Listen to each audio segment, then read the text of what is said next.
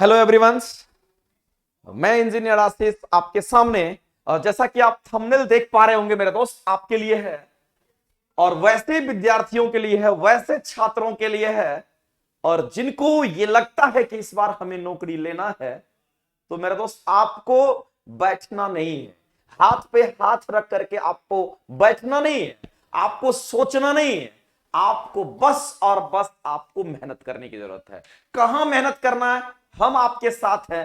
क्या करना है उसके लिए भी हम आपके साथ हैं, और क्या पढ़ना है उसके लिए भी हम आपके साथ हैं, और हम आपके पूरी जर्नी में हम आपके साथ रहने वाले हैं। और ये आपका वैकेंसी जो एएलपी रेलवे ड्राइवर की जो वैकेंसी है, मैं आपको बता दूं मेरे दोस्त, आप किसी की भावनाओं में मत बहना, अगली वैकेंसी श्योर आएगी। बस इस बात को आप अपने आप में, अपने अंदर में झांक करके देखना कि हम अगर नहीं पढ़े हैं तो हमें पढ़ना पड़ेगा। ये कहीं कोई फेक वाली बात नहीं है। हम अगर पहले से नहीं पढ़े सब्जेक्ट को तो हमें पढ़ना पड़ेगा एग्जाम निकालने के लिए। तो वैसे स्टूडेंट के लिए जो लोग आईटीआई किए हुए हैं, जो लोग डिप्लोमा किए हुए हैं और जो लोग बी बीटेक किए हुए हैं, इन तीनों लोगों की मैं बात करता हूं मेरे दोस्त। आपके लिए वो समय आ गया है जिस समय का आपको वर्षों से इंतजार है, और ये समय आपका अभी जो आपका एग्जाम का है, और ये जो दौर आपका चलेगा 1 से 2 साल के अंदर, फिर आगे आपकी कहानी कैसी होगी ये कोई नहीं जानता है। इसीलिए कोशिश करना है कि इस 1 से 2 साल के अंदर आपको नौकरी लेना है, ये मन में ठानना है और इसी जज्बा के साथ आपको काम करना है। और हम हर एक मोड़ पर, हर एक मटेरियल के साथ, हर एक कंटेंट के साथ आपके साथ हमेशा रहेंगे, और हर एक चीज का डिलीवरिंग आपके लिए हम इजी टू इजी, जितना इजी हो सकता है उतना इजी बना करके आपके साथ हमेशा लाने का कोशिश करेंगे। तो मेरे दोस्त, आपका ये देखिए, आपके लिए एक सुनहरा अवसर है। ये मत भूलिएगा, ये मत भूलना मेरे दोस्त कि मेरे पास डिग्री है, क्योंकि आपको अपने डिग्री से ज्यादा आपको अपने कैरियर की चिंता होनी चाहिए, क्योंकि आपको समय बार बार नहीं मिलेगा। इस बात को ध्यान में रखना। और शुरू करते हैं इसी बातों के साथ। हम आपके सामने जो क्वेश्चंस लेकर के आए हैं, और ये क्वेश्चंस आपका एएलपी में पूछा हुआ क्वेश्चंस है, और वैसे क्वेश्चंस को हम आपके सामने लेकर के आ रहे हैं जो किसी न किसी एग्जाम में, डीआरडीओ हो, इसरो हो या एएलपी के एग्जाम में जो क्वेश्चंस पूछे गए हैं उनके बारे में मैं बात करूंगा। क्वेश्चंस के आंसर्स आपको मिलेंगे और इस क्वेश्चंस के माध्यम से आपको बहुत सारे क्वेश्चंस का ज्ञान मिलेगा कि और क्या क्वेश्चंस इससे पूछा जाता है और क्या पूछा जाना है। तो शुरू करते हैं हम लोग। यहां पर पहला क्वेश्चन हमारे सामने है, और पहला क्वेश्चन जो कह रहा है मेरे दोस्त, उसके हिसाब से अगर हम लोग बात करेंगे तो आपसे सिंपल आपको लग रहा होगा कि HAZ का फुल फॉर्म ही तो पूछा है। मेरे दोस्त, आपको फुल फॉर्म तक नहीं रहना है, आपको अपने नॉलेज को बढ़ाना है, और क्या क्वेश्चन इससे पूछता वो बात भी आपको जानना जरूरी है।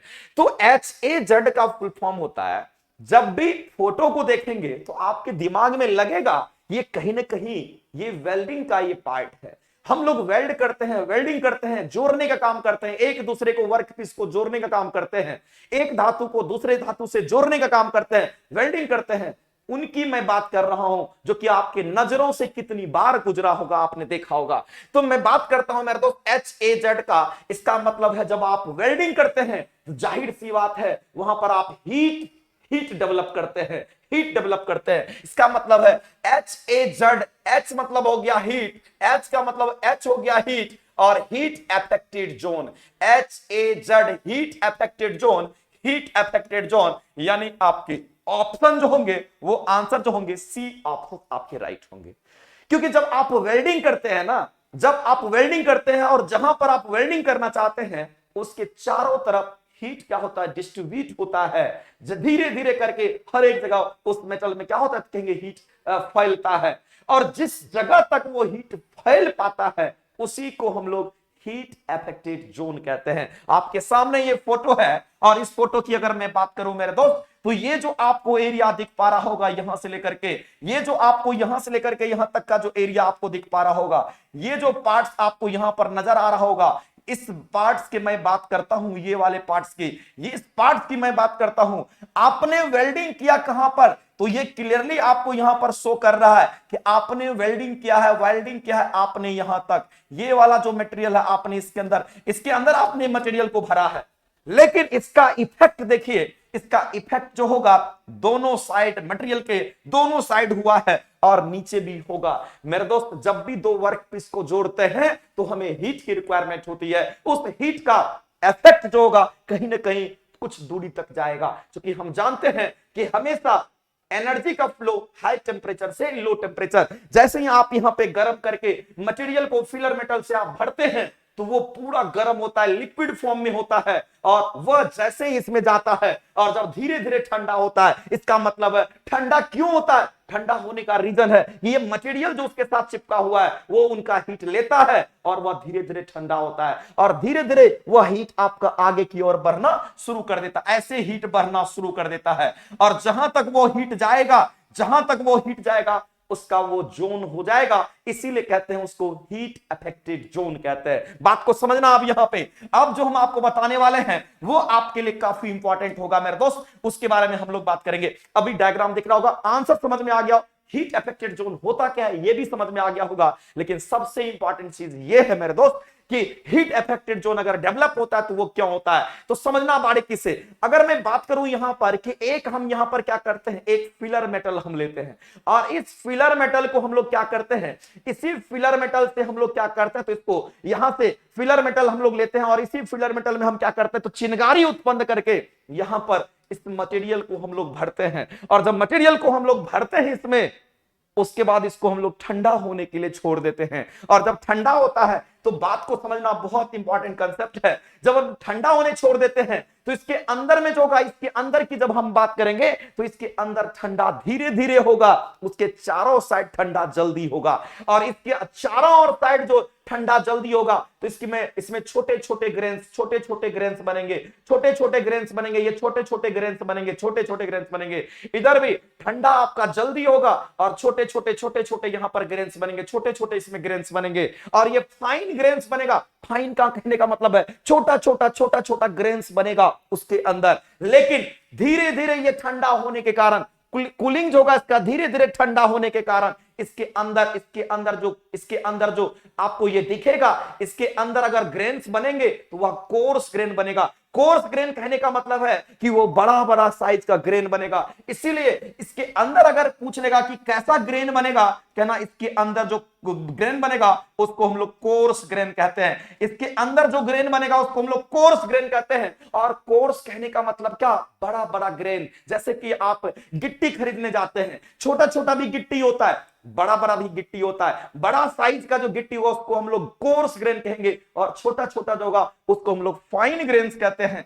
इसका मतलब है ये छोटे छोटे जो आपको ग्रेन्स दिख रहे हैं ये हमारा फाइन ग्रेन्स होगा, ये हमारा फाइन ग्रेन्स होगा। तो आपके दिमाग में आ रहा होगा कि यहां पर सर फाइन बना है, एकदम बहुत छोटा छोटा फाइन ग्रेन्स बना है, और यहां पर कोर्स बना, इसके पीछे का रीजन क्या है, कहना इसके पीछे का बस और बस एक ही रीजन है कि जैसे जैसे धीरे धीरे ठंडा होगा, धीरे धीरे अगर ठंडा होगा तो बड़ा ग्रेन्स बनेगा, और जल्दी फास्ट ठंडा होगा तो छोटा छोटा ग्रेन्स बनेगा।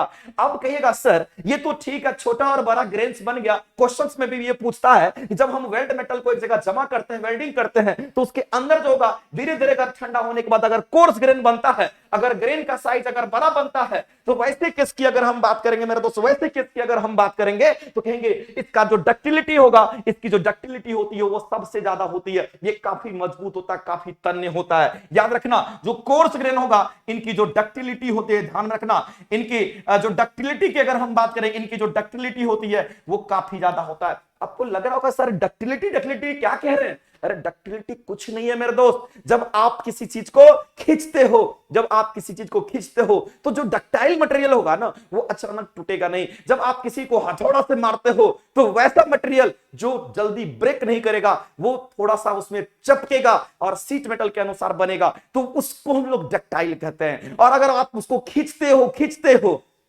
और टूट नहीं रहा है लेकिन धीरे धीरे पतला हो रहा है, वैसे मटेरियल को हम लोग डक्टाइल मटेरियल कहते हैं, इस बात को ध्यान में रखना। तो इसके अंदर जो कोर्स ग्रेन बना उनकी डक्टिलिटी ज्यादा होती है। क्वेश्चन पूछता है इनकी तन्यता ज्यादा होती है, कोर्स ग्रेन की तन्यता ज्यादा, और फाइन ग्रेन्स की तन्यता क्या होगी, कहेंगे इनकी तन्यता जो होगी, इनकी डक्टिलिटी जो होगी, इनकी डक्टिलिटी की अगर हम बात करें, इनकी जो डक्टिलिटी होगी इनके बारे में बात करेंगे तो ये क्या होगा, तो इनका कम होगा। इस बात को ध्यान में रखना। अब अगर हम बात करेंगे यहां पर कि अगर हीट अफेक्टेड जोन के बारे में अगर हम बात करें तो सबसे इंपॉर्टेंट क्वेश्चन निकल करके आता है आपके सामने कि सर वेल्डिंग तो हम बहुत प्रोसेस से करते हैं, कभी आर्क वेल्डिंग भी देखते हैं करते हुए, और कभी गैस वेल्डिंग भी होता है, और कभी देखते हैं लेजर वेल्डिंग भी होता है, अलग अलग प्रकार के वेल्डिंग होते हैं। तो सर किसमें हीट अफेक्टेड जोन ज्यादा होगा, कौन ज्यादा हीट को डेवलप करेगा, हीट अफेक्टेड जोन जो होगा वो सबसे ज्यादा किसका होगा। तो मेरे दोस्त याद रखना, हीट अफेक्टेड जोन की अगर हम बात करेंगे तो सबसे ज्यादा हीट अफेक्टेड जोन होगा वह आपका आर्क वेल्डिंग का होता है। क्वेश्चंस पूछता है, इस याद रखना इस बात को, आर्क वेल्डिंग की अगर हम बात करें इसका सबसे ज्यादा हीट अफेक्टेड जोन होता है। अगर इसके बारे में इसके बाद अगर मैं बात करूं मेरे दोस्त, तो वो हमारा कुछ नहीं, वो हमारा गैस वेल्डिंग होता है। ध्यान रखना, ये हमारा कैसा वेल्डिंग होगा, कहना गैस वेल्डिंग होता है। और इसके बाद हमारा कौन सा वेल्डिंग होगा, कहना इसके बाद की अगर हम बात करेंगे तो गैस वेल्डिंग के बाद जो होगा वो हमारा रेजिस्टेंस वेल्डिंग होता है। मैं यहां पर आपको इंडिकेट कर देता हूं, यहां पर कहेंगे वो हमारा रेजिस्टेंस वेल्डिंग होगा, ये हमारा रेजिस्टेंस वेल्डिंग होगा। आपके दिमाग में लग रहा होगा आपको कहीं ना कहीं कि sir arc welding, gas welding का तो नाम सुने हैं, रेजिस्टेंस वेल्डिंग का नाम नहीं सुने हैं। मेरे दोस्त आपको हर चीज समझ में आएगा, बस आपको क्लास प्रॉपर करना है और आपको देखना है कि क्लियरिटी यही होता है। अगर इन तीनों में अगर हम बात करेंगे तो सबसे ज्यादा हीट अफेक्टेड जोन अगर बनता है, अगर आपको हीट अफेक्टेड जोन का ऑर्डर पूछता है, कहेंगे सबसे ज्यादा अगर हीट अफेक्टेड जोन का आपसे ऑर्डर पूछता है, कहना आर्क वेल्डिंग में ज्यादा बनेगा, उसके बाद गैस में बनेगा, और सबसे यहां पर कहेंगे इससे कम हमारा रेजिस्टेंस में बनता है। एक क्वेश्चन आपका ये भी फ्रेम होता है, एक क्वेश्चन आपका ये भी फ्रेम होता है, एक क्वेश्चन आपका ये भी फ्रेम होता है, और इसके अलावा भी जो आपके क्वेश्चन फ्रेम होते हैं वो ये होगा मेरे दोस्त, और ये काफी इंपॉर्टेंट होता है। जब आप इसमें किसी मेटल को, फिलर मटेरियल को जब आप इसके अंदर भरते हैं और ठंडा होने के लिए जब छोड़ देते हैं तो उनके अंदर जो गैसेस की मात्रा होती है वो धीरे धीरे करके वह ऊपर आना चाहता है, वो ऊपर आना चाहता है, वो ऊपर आना चाहता है, और ऊपर आकर के इसके ऊपर क्या करता है, तो कहेंगे यहां पर इसके ऊपर आकर के आप कह सकते हैं इसके ऊपर आकर के क्या करेगा, तो हम कहेंगे इसी के रास्ते से जिसको हम लोग पोरोसिटी कहते हैं, वो गैस ऊपर आना चाहता है। क्यों गैस ऊपर आता है, क्योंकि गैस का घनत्व कम होता है और गैस हमेशा ऊपर आना चाहता है, ऊपर आना चाहता है। तो जब भी हम लोग वेल्डिंग करते हैं ना, जब भी हम लोग वेल्डिंग करते हैं, और अच्छा वेल्डिंग तभी माना जाता है जब उसको हम लोग धीरे धीरे ठंडा होने के लिए छोड़ते हैं। तो जब धीरे धीरे ठंडा करेंगे और इसको साफ सुथरा करके बढ़िया से वेल्डिंग करेंगे तो उसके अंदर कुछ भी गैसेस नहीं होंगे और यह गैस बाहर नहीं निकलेगा, तो उसके अंदर कहेंगे अच्छी वेल्डिंग मानी जाती है। तो अच्छा वेल्डिंग होने के लिए सबसे पहले इस पीस को, वर्क पीस को हम क्या करते हैं, साफ कर लेते हैं, उसके बाद वेल्डिंग करते हैं तो अच्छा वेल्डिंग माना जाता है। तो इस बात को भी आप ध्यान में रखेंगे और ये क्वेश्चंस आपके यहां पर निकल करके आते हैं, इस बात को आपको ध्यान में रखने की जरूरत है। अब आपके दिमाग में लग रहा होगा कि सर ये वाला जो पोर्शन होता है, ये वाला जो पोर्शन होता है, इसको हम लोग कहते क्या। ध्यान से समझना, इस वाले पोर्शन को, ये जो आपको दिख रहा है ये वाला, ये जो पूरा इसमें भर गया, इसको क्या कहते हैं, कहना इसको हम लोग वेल्ड मेटल भी कहते हैं, और साथ ही साथ याद रखना इसको हम लोग बीड भी कहते हैं। इसको हम लोग वेल्ड मेटल और इसी को हम लोग बीड कहते हैं। बीड कहने का मतलब जो जमा हुआ है मटेरियल, जिससे हम लोग जोड़ने का, फिलर मटेरियल गल गल करके जो जमा हुआ है वो वाला पार्ट है जिसको हम लोग बीड कहते हैं। और ये जो बीड होता है ना, ये काफी हार्ड होता है, याद रखना ये काफी कठोर होता है, अधिक कठोर होता है, ये बहुत ज्यादा कठोर होता है, इस बात को ध्यान रखना। एक एक क्वेश्चन आपके लिए इंपॉर्टेंट है। चलिए आगे चलते हैं, अगला क्वेश्चन देखिए। अगला क्वेश्चन मेरे दोस्त ये फेमस क्वेश्चन है और एक बार पढ़ो, जिंदगी में कभी गलती ना करो, वैसा वाला क्वेश्चन है। को कैसे, इसकी खूबसूरती ये है कि जब भी आपसे वेल्डिंग की बात करेगा, जब भी आपसे वेल्डिंग की बात करेगा और पूछ लेगा कि बताओ कौन सा ट्रांसफार्मर यूज करेंगे, तो आंख बंद करके कहना स्टेप डाउन ट्रांसफार्मर यूज करेंगे। अब इसके पीछे का रीजन बताऊंगा। आंसर देखो, आपसे कह रहा है कि जब हम वेल्डिंग करते हैं तो बताइए ट्रांसफार्मर का जो प्रयोग करते हैं सप्लाई करने के लिए, किस ट्रांसफार्मर का हम प्रयोग करते हैं वेल्डिंग करने के लिए, कहना स्टेप डाउन ट्रांसफार्मर। जैसा कि आपको लिखा हुआ है स्टेप डाउन ट्रांसफार्मर, ध्यान रखना ये स्टेप डाउन ट्रांसफार्मर का हम लोग यूज करते हैं। स्टेप डाउन ट्रांसफार्मर का हम लोग यहां पर उपयोग करते हैं, ध्यान रखना। स्टेप डाउन ट्रांसफार्मर का हम लोग उपयोग करते हैं। स्टेप डाउन ट्रांसफार्मर ट्रांसफार्मर का यहां पर हम लोग यूज करते हैं। अब कहेगा सर स्टेप डाउन ट्रांसफार्मर का काम क्या है जो हम लोग यूज करते हैं वेल्डिंग में? मेरे दोस्त, हम लोग जब वेल्डिंग करते हैं ना, तो हमारा मेन टारगेट रहता है कि कितना ज्यादा वर्कपीस के पास हीट पैदा हो, कितना ज्यादा वर्कपीस का हीट पैदा हो जो जल्दी ज्वाइंट हो जाए। हम लोग का मेन टारगेट ये रहता है। देखिएगा वेल्डिंग करवाने के लिए जब जाइएगा तो देखिएगा उस समय जो फ्लेम निकलता है ना, वो काफी ज्यादा टेम्परेचर पर रहता है। क्यों? क्योंकि मेटल को, धातु को पिघलाना आसान काम नहीं होता है, उसको पिघलाने के लिए बहुत ज्यादा टेम्परेचर की जरूरत होती है। तो स्टेप डाउन ट्रांसफार्मर का काम समझिएगा, इनका काम बहुत खूबसूरत होता है, इसलिए इनका यूज वेल्डिंग में करते हैं। कहीं भी वेल्डिंग दिख जाए, स्टेप डाउन ट्रांसफार्मर का हम लोग यूज करते हैं। क्यों? क्योंकि स्टेप डाउन ट्रांसफार्मर क्या करता है, तो कहना ये हमेशा क्या करेगा मेरे दोस्त, कहेंगे यह वोल्टेज को डाउन कर देता है। ये हमेशा वोल्टेज को क्या करेगा, कहेंगे यह वोल्टेज को डाउन करेगा। और जब वोल्टेज को डाउन करेगा तो ये क्या करेगा, कहेंगे जब वोल्टेज को डाउन करेगा तो यह करंट के मान को बढ़ा देता है। और जब करंट का मान बढ़ गया, कहेंगे हीट ज्यादा पैदा होगा। कैसे? तो आपके पास एक फॉर्मूला होता है H इक्वल टू, याद रखना, I स्क्वायर RT, और आप पढ़ते भी होंगे। और ये उष्मा है, और करंट का सप्लाई अगर बहुत ज्यादा हुआ, उतने ही रेजिस्टेंस में अगर हम बात करेंगे, करंट का सप्लाई अगर ज्यादा हो गया, हम कहेंगे वहां पे हीट ज्यादा डेवलप करेगा। और जब हीट ज्यादा डेवलप करेगा, कहेंगे हमारे लिए वो बेनिफिशियल है, बहुत जल्दी हम वेल्डिंग कर पाएंगे। इसीलिए याद रखना, स्टेप डाउन ट्रांसफार्मर का हम लोग यूज करते हैं, इसलिए क्योंकि करंट के मान को बढ़ाना होता है। जब करंट का मान बढ़ जाता है तो हम कहेंगे हमें ज्यादा से ज्यादा हीट मिलता है, ज्यादा से ज्यादा वर्कपीस को गर्म करने के लिए, पिघलाने के लिए उसमें उष्मा मिलती है, ये ज्यादा मिलती है। इसीलिए हम कहेंगे स्टेप डाउन का यूज करते हैं। स्टेप डाउन मतलब वोल्टेज को डाउन करेगा, करंट के मान को बढ़ाता है। अब समझना यहां पर इनके पीछे का कुछ रिलेशंस होता है। हम लोग जानते हैं जब भी ट्रांसफार्मर की बात आती है तो हम लोग हमेशा जानते हैं कि ट्रांसफार्मर की पावर नहीं बदलती है, ट्रांसफार्मर की फ्रीक्वेंसी नहीं बदलती है, आवृत्ति नहीं बदलती है।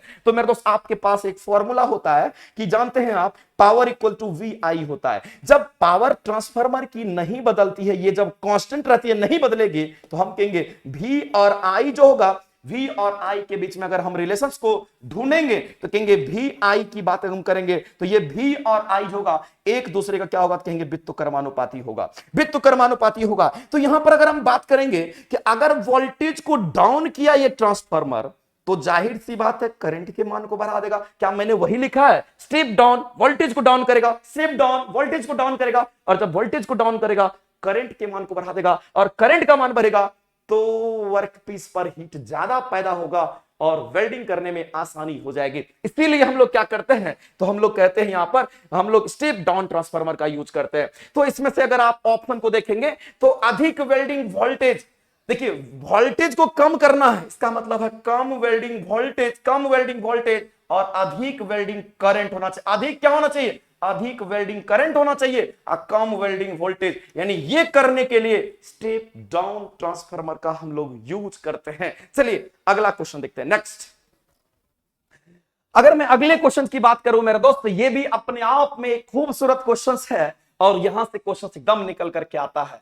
आप देखना इससे पहले आप क्या जानते थे और इसको पढ़ करके आपको कितने फायदा होंगे, और हम कोशिश करेंगे डेली बेसिस पे आपके लिए कुछ क्वेश्चंस को हमेशा, कभी फिटर से, कभी डीजल मैकेनिक से, कभी वेल्डर का और अदर ट्रेड के भी क्वेश्चंस को लाते रहेंगे आपके सामने, और आपकी क्वालिटी को हम यहां पे दिखाते रहेंगे। अगला क्वेश्चन आपका दे रखा है, रिजु ध्रुवीयता वेल्डिंग में, इंग्लिश अगर हिंदी समझ में नहीं आया तो इंग्लिश समझेंगे, कह रहा इन स्ट्रेट पोलरिटी वेल्डिंग।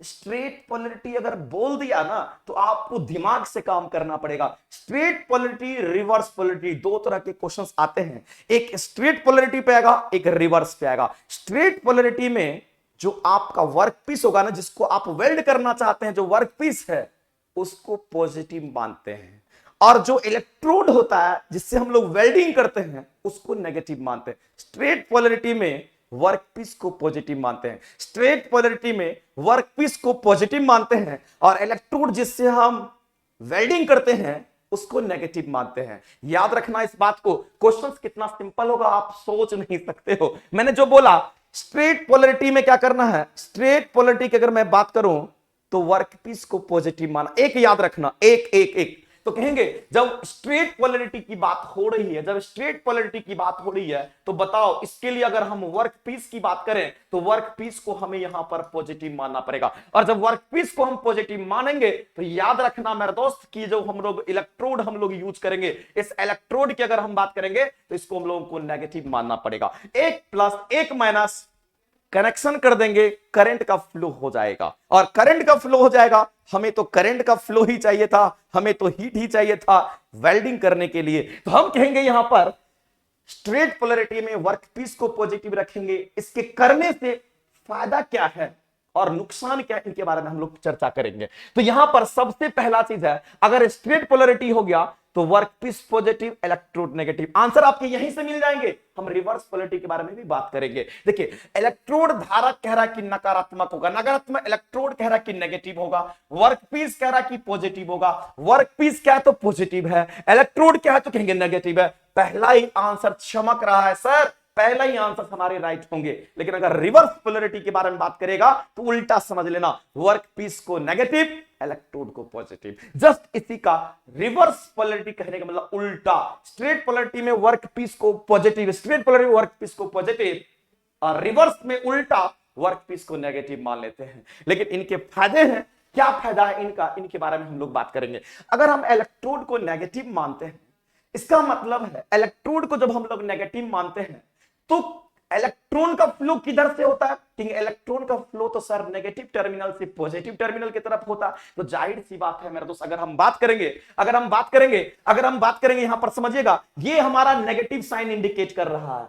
ये हमारा कौन सा साइन इंडिकेट कर रहा है, कहेंगे ये हमारा यहां पर दिख रहा होगा, ये नेगेटिव साइन इंडिकेट कर रहा है। और इसके अंदर की अगर मैं बात करूं तो यहां पर प्लस साइन आपको दिख रहा होगा। तो ये कहीं ना कहीं देखिए इलेक्ट्रॉन का जो फ्लो होगा, हम कहेंगे नेगेटिव से पॉजिटिव की तरह होगा इलेक्ट्रॉन का फ्लो। अब देखिए, अगर स्ट्रेट पोलरिटी है तो वर्कपीस जो हमारा, ये वाला जो वर्कपीस हमें दिख रखा है, ये वाले जो वर्कपीस हमें दिखाई दे रहा है, ये वाला वर्कपीस जिसको हम चिमटा से पकड़े हुए हैं, इस वर्कपीस की अगर मैं बात करूं तो ये हमारा वर्कपीस किससे जुड़ा हुआ है, ये हमारा वर्कपीस प्लस से जुड़ा हुआ, देखो प्लस से।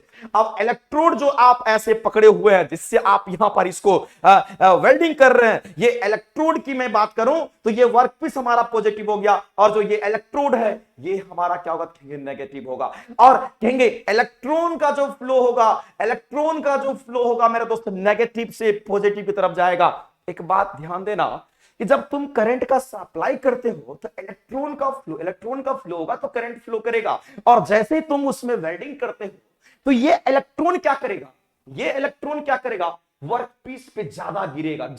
क्यों, क्योंकि इलेक्ट्रॉन नेगेटिव से पॉजिटिव की तरफ जा रहा है, इसलिए ज्यादा गिरेगा। और जब ज्यादा गिरेगा तो ज्यादा हीट डेवलप करेगा, और जब ज्यादा हीट डेवलप करेगा तो कहेंगे उसका पेनिट्रेशन ज्यादा होगा, और जब ज्यादा पेनिट्रेशन होगा अच्छा वेल्डिंग होगा। इससे बढ़िया क्या हो सकता है मेरे दोस्त, ये तो समझने की बात है, आपको समझना पड़ेगा। अगर हम यहां पर स्ट्रेट पोलरिटी की बात करते हैं, ध्यान से समझना, अगर हम यहां पर स्ट्रेट पोलरिटी के बारे में बात करते हैं, स्ट्रेट पोलरिटी के बारे में अगर हम बात करते हैं तो स्ट्रेट पोलरिटी में आपको ध्यान रखना पड़ेगा कि इलेक्ट्रोड को नेगेटिव रखते हैं। किसको नेगेटिव रखेंगे, तो याद रखना इलेक्ट्रोड जो होता है जिससे हम लोग वेल्डिंग करते हैं उसको नेगेटिव रखते हैं। इलेक्ट्रोड को क्या करेंगे, कहेंगे इलेक्ट्रोड को नेगेटिव रखेंगे। और जब इलेक्ट्रोड को नेगेटिव रखेंगे, ये हमारा इलेक्ट्रोड है, ये हमारा क्या है, तो कहेंगे ये हमारा होल्डर, ये हमारा इलेक्ट्रोड है जो कि हमारा यहां पर नेगेटिव है, और ये हमारा वर्कपीस है जो कि हमारा यहां पर पॉजिटिव है। तो हम कहेंगे इस तरह से हमारा इलेक्ट्रॉन का फ्लो होगा, इस तरह से हमारा इलेक्ट्रॉन का फ्लो होगा। तो हम कहेंगे इलेक्ट्रॉन नेगेटिव होगा तो इलेक्ट्रॉन का फ्लो हमारा नीचे होगा, वर्कपीस की तरफ होगा। तो हम कहेंगे हमारा इलेक्ट्रॉन का जो फ्लो होगा, ध्यान से समझना, इलेक्ट्रॉन का फ्लो कहां पर होगा, कहेंगे इलेक्ट्रॉन का फ्लो वर्कपीस पर होगा। वर्कपीस कहने का मतलब जिसको वेल्ड करना चाह रहे हैं, तो इलेक्ट्रॉन का फ्लो वर्कपीस पर होगा। जब इलेक्ट्रॉन का फ्लो वर्कपीस पर होगा, कहेंगे ज्यादा हीट डेवलप करेगा, और ज्यादा हीट डेवलप करेगा पेनिट्रेशन ज्यादा होगा, और पेनिट्रेशन ज्यादा होगा तो अच्छी वेल्डिंग मानी जाती है। याद रखना, यही क्वेश्चन स्टेप बाय स्टेप में क्वेश्चन पूछता है, और जिनको नहीं पता होगा अभी नहीं लगेगा कि पेनिट्रेशन कब ज्यादा, पेनिट्रेशन करने वाला ज्यादा अंदर तक हीट जाएगा। और जिनको नहीं कंसेप्ट पता होगा ना, हमें नहीं लगेगा कि ये बोल क्या रहा है, ये कह क्या रहा है क्वेश्चन?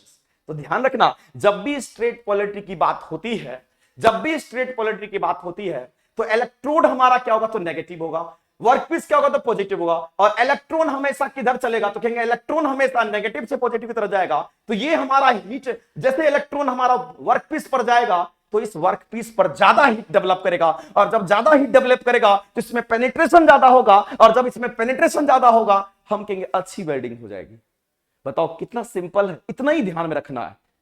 तो अगर आपको स्ट्रेट पोलैरिटी समझ में आ गया तो उल्टा कर देना रिवर्स। इसका मतलब है रिवर्स पोलैरिटी में हमारे वर्क पीस पर जिसमें हम वेल्ड करना चाहते हैं उस पर ज्यादा हीट डेवलप नहीं करता है। क्यों? क्योंकि उल्टा रिलेशन हो जाता है। इसीलिए उस केस में हम कहेंगे पेनिट्रेशन कम होता है, इस केस में हम कहेंगे पेनिट्रेशन ज्यादा होता है। एक एक क्वेश्चन हैं आपके एग्जाम के पूछे हुए, इसलिए ध्यान में रखना ये आपके क्वेश्चन थे। और जब आप मेरे क्लास में आओगे तो ये श्योर मानना कि आपके जहन में जाएगा कोई भी बात। जितना बात करेंगे टू द पॉइंट करेंगे, फैक्ट करेंगे, जो एग्जाम में आते हैं वही करेंगे।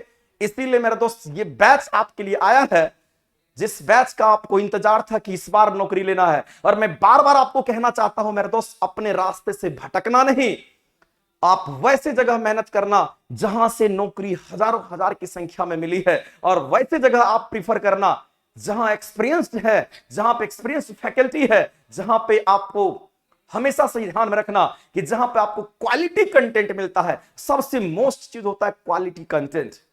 तो ये बात आपको ध्यान में सोच समझ करके एकदम आपको काम करना है। अब देखिए मैंने उसी चीज को दिखाया है कि ये हमारा स्ट्रेट पोलैरिटी का ये है और ये हमारा रिवर्स पोलैरिटी का है।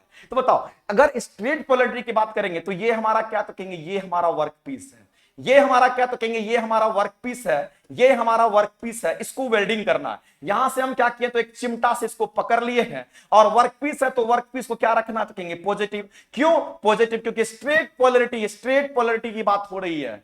और ये जो आप देख रहे हैं ये हमारा होल्डर होता है, इलेक्ट्रोड का होल्डर। ये हमारा इलेक्ट्रोड है, ये इलेक्ट्रोड होगा, इसके बीच में यहां पर चिंगारी निकलती है, यहां पर चिंगारी निकलती है। ये हमारा क्या है? कहेंगे ये हमारा इलेक्ट्रोड होल्डर है, ये हमारा इलेक्ट्रोड है, यहीं से चिंगारी निकलती है। तो इलेक्ट्रोड जो हमारा, ये वाला जो हमारा इलेक्ट्रोड है, इसको हम लोग नेगेटिव रखते हैं। जब इसको नेगेटिव, इसको पॉजिटिव रखेंगे तो हम कहेंगे ऐसे केस की अगर हम बात करते हैं, जब स्ट्रेट पोलैरिटी की बात करते हैं, तो ध्यान रखना ऐसे केस में हम कहेंगे इलेक्ट्रॉन का फ्लो जो होगा नेगेटिव से पॉजिटिव, यानी कि नेगेटिव से पॉजिटिव होगा, वर्क पीस पे क्या होगा? हीट ज्यादा डेवलप करेगा। स्ट्रेट पोलैरिटी में ध्यान रखना जो वर्क पीस पे आप वेल्ड कर रहे हैं, वर्क पीस पर हीट ज्यादा डेवलप करेगा, हीट ज्यादा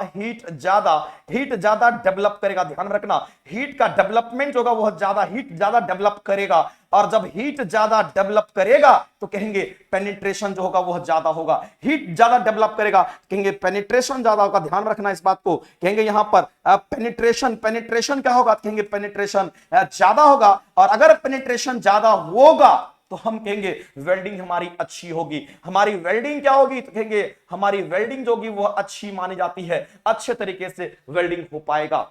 इस बात को ध्यान में रखना। तो ये आपका हो गया स्ट्रेट पोलैरिटी का। स्ट्रेट पोलैरिटी के लिए याद रखना work piece positive, straight polarity work piece positive, straight polarity work piece positive, और ये प्लस तो ये नेगेटिव होना ही है। अब देखो रिवर्स आ गया, रिवर्स मतलब उल्टा।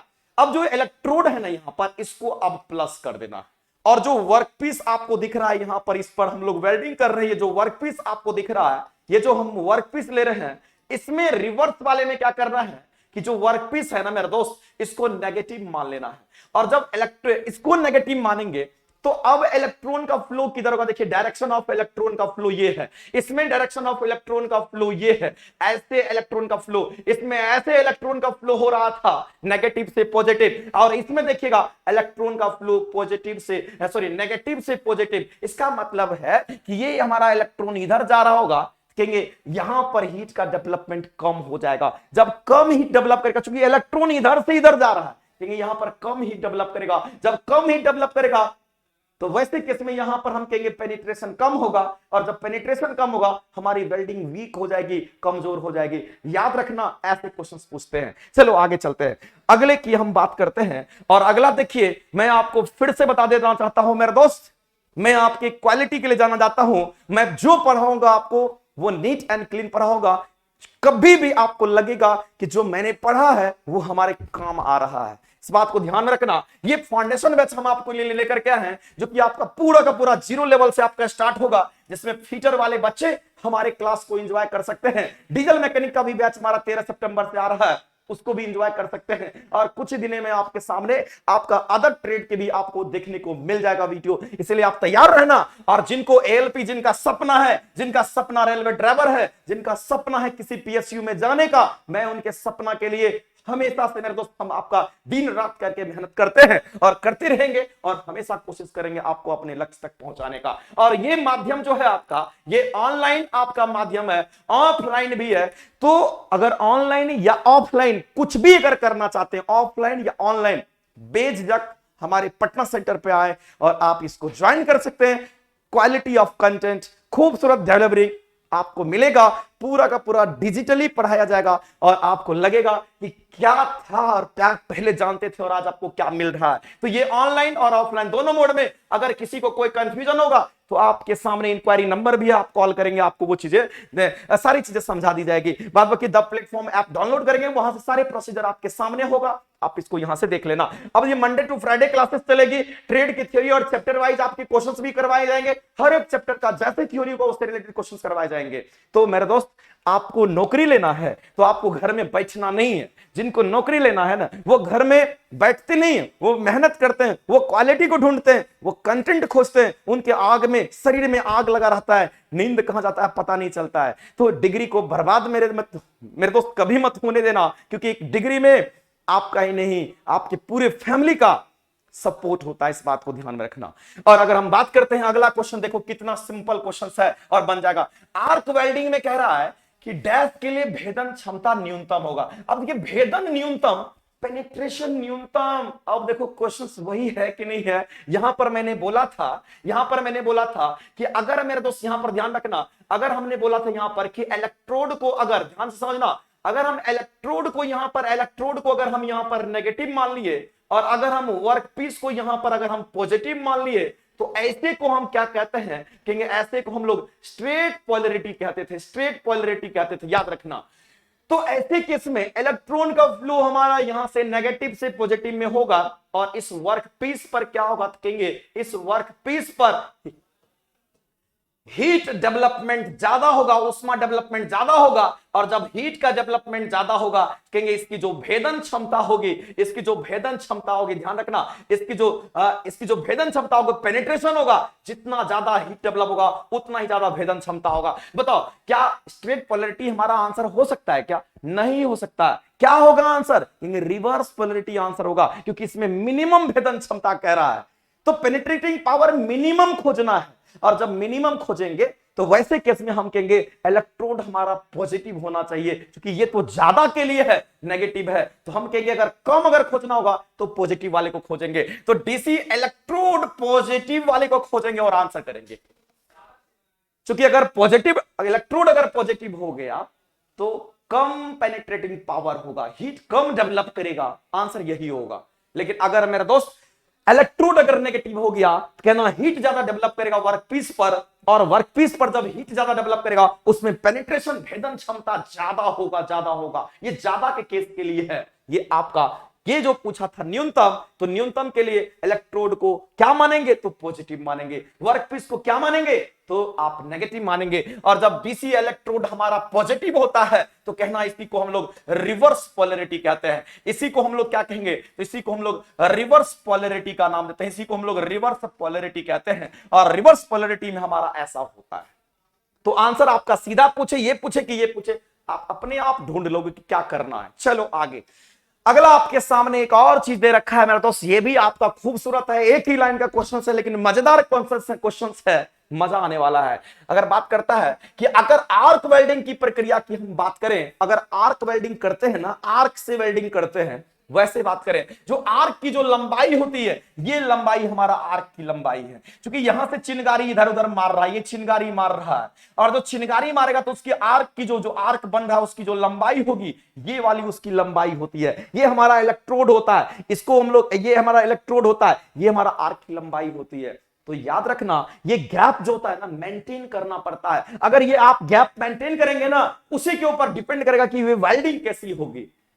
अगर आप यहां पर ध्यान रखना, अगर इसकी लंबाई इलेक्ट्रोड के डायमीटर के बराबर अगर रख पाएंगे तो वैसे सिचुएशंस में याद रखना कि हमारी वेल्डिंग अच्छी वेल्डिंग मानी जाती है। तो याद रखना आर्क वेल्डिंग प्रक्रिया में आर्क की लंबाई जो रखनी होगी वह किसके बराबर होनी चाहिए, तेना जो इलेक्ट्रोड का जो डायमीटर होगा उसके बराबर रखना होगा। और इलेक्ट्रोड का डायमीटर को हम लोग स्मॉल डी से दिखाते हैं, यानी कि डी के बराबर होना चाहिए। लंबाई किसके बराबर होना चाहिए, तो कहेंगे उसकी लंबाई इलेक्ट्रोड के डायमीटर के बराबर होना चाहिए, तब कहेंगे अच्छी वेल्डिंग होती है। आगे चल करके हम आपको दिखाएंगे कि आर्क की लंबाई हम लोग इलेक्ट्रोड डायमीटर की लंबाई के समान क्यों रखते हैं, इनके क्या फायदे हैं और इनका क्या नुकसान है, कि कम रखेंगे तो क्या हो सकता है, ज्यादा रखेंगे तो क्या हो सकता है। नेक्स्ट वीडियो में हम लेकर के आएंगे। और आज का जो क्वेश्चंस का सिलसिला था मेरे दोस्त यहीं तक था। बाद बाकी जो लोग मेरे दोस्त डीजल मैकेनिक वाले हैं उनके लिए भी मैं बता दूं, बैठना नहीं है। 13 तारीख से आपके लिए आशीष सर जिंदाबाद है और आपके लिए आपको वहां तक पहुंचाने के लिए तैयार है। और विश्वास करना कि जो क्वालिटी आपको मिलेगी ना, आपका दिल खुश हो जाएगा मेरे दोस्त। और मैं उसी चीज के लिए काम करना चाहता हूं, मैं उसी चीज के लिए जाना चाहता हूं कि जितना पढ़ाऊं आपके जहन में जाए। तो चलो आज का सारा कंटेंट वही चीज है, ऑनलाइन ऑफलाइन सारे बैचेज हैं जो कि आपको दिखाई दे रहा होगा। और कोशिश करना कि अगर आप ये करते हो तो अपने सपना को साकार कर पाओगे। और 2022 से 23 और 23 से 24 लगते लगते आपकी नौकरी होनी चाहिए, ये तमन्ना आपके दिल में होना चाहिए। तो चलिए आज की क्लास को हम यहीं पे ड्रॉप करते हैं, फिर मिलते हैं। Good night, okay, bye bye.